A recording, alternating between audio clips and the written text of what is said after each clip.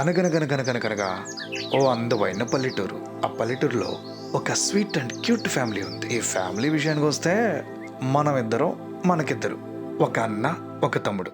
సృష్టి ధర్మం ప్రకారం ఇద్దరు అన్నదమ్ముళ్ళకి అస్సలు పడదండి. ఇక ఉంది, టామ్ అండ్ జెర్రీ వారు స్టార్ట్ అయిపోతుంది. ఇక వీళ్ళ అమ్మా నాన్న ఉన్నారే, వీళ్ళ గొడవలు తీర్చడానికే సరిపోతుంది. వీళ్ళు ఇప్పుడే ఎలా ఉంటే పెద్దయ్యాక ఎలా ఉంటారనుకుంటున్నారా? తొందర ఎందుకు, శోభిత్తా.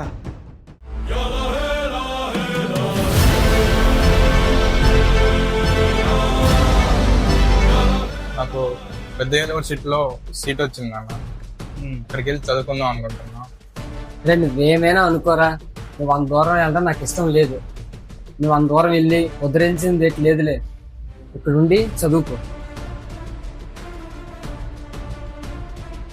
అయినా ఏం చేయాలో ఏం చేయకూడదో నువ్వు చెప్పాల్సిన అవసరం లేదురా నాకు. ఎన్నిసార్లు చెప్పాలి? నీకెళ్ళి చెప్తావేంట్రా?